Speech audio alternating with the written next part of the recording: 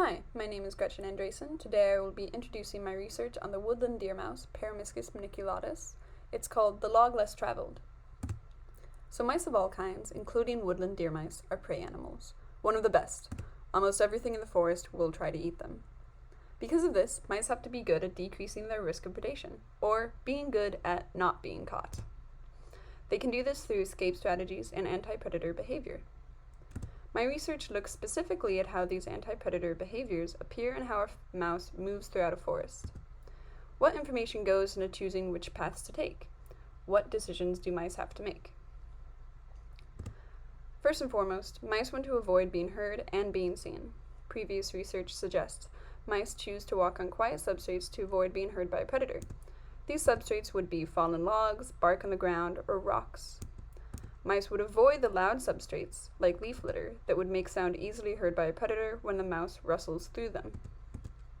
To decrease their risk of visual detection, there is also research suggesting mice use cover, such as bushes and ferns, to hide under when the sky is brighter. Conversely, mice could just travel out in the open, which I'll indicate here using the sun. For my experiment, I wanted to investigate how these different anti-predator strategies would play out between night and day. My broad hypothesis was that different amounts of light would affect path selection. Specifically, because the risk of being seen was higher during the day, mice released during the day would care less about decreasing their audio detection and worry more about decreasing their visual detection. Because of this, their path would show more movement under coverage compared to night mice.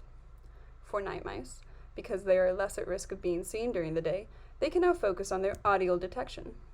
While the risk of being heard is the same night or day, night mice can afford to decrease their risk of being heard. Because of this, I hypothesize that they will travel on quieter substrates to decrease their risk of being heard.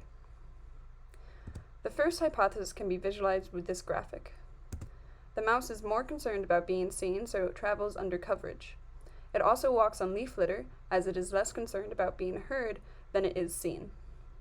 In the second hypothesis, because the mouse is less easily seen, it travels less under coverage and more on quiet substrates like logs, trying to decrease its audio detection. To find out more about my study, come to my Q&A session Friday, March 26th at 7 p.m. during the IU Animal Behavior Conference.